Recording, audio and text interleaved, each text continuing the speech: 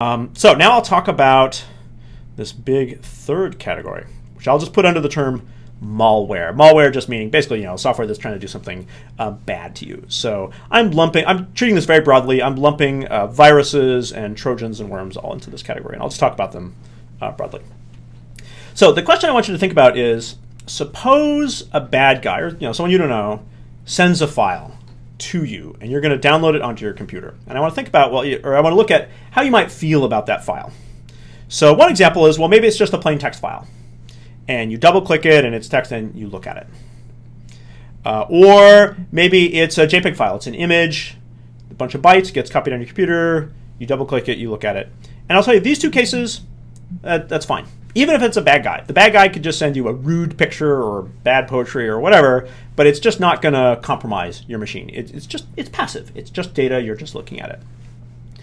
So the scary case is if the bad guy sends you a .exe, a program.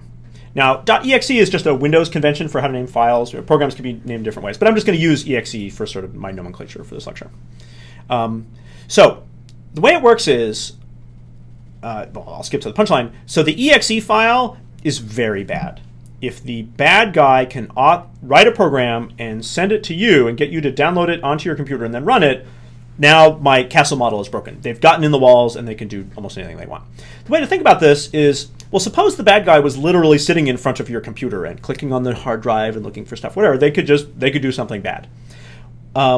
So the program is actually very similar, because the bad guy could write the program so that the program looks at your files and delete things or mails or whatever. Whatever it is the bad guy wanted to do, they could just put it in the program, and then they send the program to you. You double click the program, and now it's just doing whatever the bad guy wanted. So that is the key bad case. A program written by the bad guy, but running on your computer. And so later on, I'll talk about different things the bad guy might do, but they're all sort of getting back to this. The bad guy is trying to get their code, their bad program, onto your computer and get you to run it. Or put another way, this is sort of the key distinction between passive things like the text or the JPEG versus program. Like those are two entitled, or it's the active program content, that's the scary one. So obviously something with the name .exe on Windows, you're like, oh, okay, well that's obviously a program. Unfortunately, so things like the .doc, the Microsoft .doc format, which you think of as kind of passive, but actually there are coding features in there. And so something like a .doc can act like a program. And at one time, this was a huge source of problems if you look for the term macro virus. So what you'll notice now is if you get a .doc and it has some code in it, what most programs will do is if you double click it, it'll put up a warning. It'll say, hey, this has code in it. Are you sure you want to run it? And so that's getting at this case that has a bad guy crafted a .doc with some bad code in it trying to take advantage of you. All right, so I want to talk about how it is that the bad guy could get their program on your computer and get you to run it. So one common technique is called a Trojan. And this is referring to the story of the Trojan horse. So the idea is that the bad guy has their program and it's going to do something bad to your computer, but they just disguise it. So a simple example, maybe they call it Justin Bieber JPEG.exe. So it's trying to look like, oh, it's a picture of a celebrity, but really when it's double clicked, it's a program. And here I use .exe, but really there are many different file extensions or ways that something could be disguised. So it's casually, it looks like an image, but really it's a program. Actually, ironically, a common way to do a Trojan is to claim to be antivirus software. They could advertise it or whatever. Oh, here it's this awesome, free for this week antivirus program, and it might actually look like it's antivirus. It might put up a fake screen where it pretends to be scanning or whatever, but really it's just a Trojan and it's just doing something awful to your computer. So, I guess the key thing here is to just be cognizant of when a program written by someone you're not really sure who it is, you're copying it onto your computer and running it. What you might do is just the name of the where it's from or who claims to write it. You could just Google it and just sort of see. My expectation is that if something is a Trojan and it's out there, within a day, it's going to get figured out that that's what's going on, and there'll be all sorts of articles and blogs about it. And so if I Google it and I see no complaining, then I figure, well, that's probably okay. Or obviously if you're downloading it from just a well-known, a so-called reputable site, then you might feel okay about it. Alrighty. So that's one Trojan horse. That's one way the executable could get in there. There's another way that is a little more complicated and a little more scary, which is called a vulnerability. So suppose I'm going to use Flash, the Adobe Flash format as my example, because actually in the last year just turns out that's been a big source of problems. So suppose there's a bug in the Flash display program. So Flash is an animation format, and so it's called upon to display Flash animations. And there might be a bug in the Flash animation program such that if the bad guy crafts a very specific sort of animation, the animation will essentially crash or corrupt the display program in such a way that it opens up the computer so the bad guy can get in. So it's a very tragically bad class of bug in the Flash animation, program. So what's scary about this case is all the bad guy needs to do is craft this sort of attack animation that's going to take advantage of this vulnerability, and then just spread it around. Maybe they could email it to like 1 million people, essentially like spam, or they could put it on some website somewhere and then put out a lot of on Twitter or whatever, a lot of sort of provocative, like, oh hey, you got to look at this.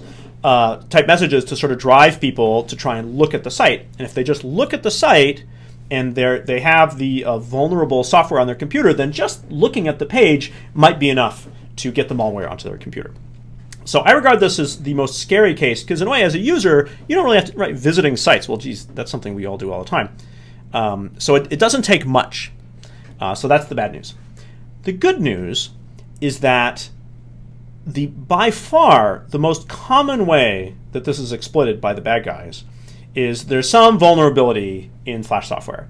And Adobe figures this out, and within, say, a month, they update a new version that fixes it. And then it might be 6 months or a year later. The most common attacks out there are dealing with vulnerabilities, actually in some cases, that have been fixed for years. So users who have up-to-date software are immune. But to the bad guys, or the way this has worked out as a practical matter, is there's just enough systems out there which are running software which has been out of date for years, and so they still have this vulnerability, and so then the bad guys get onto that system. Again, it has that quality. Well, maybe 80% of the systems are fixed, but to the bad guys, 20%, like, hey, that's plenty. So the cure for this attack is actually pretty simple, which is you want to have your internet-facing software, you really want to have it auto-update. Just have it be on the most current version. All the browser vendors have figured this out, so they tend to default towards just updating automatically. And so it's the things on your computer which are interacting with the internet directly are the ones that are subject to this kind of vulnerability. So that's the case where you want to care about it. Also, just as an aside, this shows how, I don't want to pick on Adobe here, but it just turns out we've had a bad experience with them for the last year or so. This shows how having a proprietary format controlled by this one company is not a very good architecture, because it meant that if you were on a Linux machine or a Mac or something where you were dependent on how motivated on top of it was Adobe to push out a fix for your platform. And if Adobe was a little bit, that's awkward to have some other vendor be kind of controlling the performance of your machine in that way. I think I mentioned this before. This is maybe one more reason why HTML5 is gradually going to take over. Okay, so I've just talked about a lot of vulnerabilities, so I think that creates this atmosphere like, oh, nothing's safe, and really, it's not true. I surf the internet all the time like everybody else. I don't have any antivirus software on my machine. I haven't had any problems. It does help that I don't use Microsoft software, and Microsoft is a very big target, so that maybe helps a little bit, but I don't think weird, extraordinary measures are required to use the internet pretty much safely. So I'm just going to recap what I think are the things that are important to get right. Okay, number one, we had the password attack. You just need to not have a lame password. It is not. I don't think you have to have some super awesome, mega complicated password. Just not lame. And don't reuse passwords. All right, we had the phishing attack, where you're going to get an email or something that's going to try and trick you to log in. In this case, you want to look at the URL. Where are you trying to log in? Just be a little bit careful. Or if you want to be very simple, you could just type www.schwab.com or whatever yourself in the browser, and so then you should be getting the right site. Finally, we had the malware attack case, where it's taking advantage of a bug in the software on your computer, and really all you need to do or the simplest case is just to make sure that your internet-facing software is set to auto-update. So the bug fixes you get on your computer, and so then like months later when the bad guys try and use it, like you're already protected. Well, that's all there is to it. All right, so let's stay safe out there.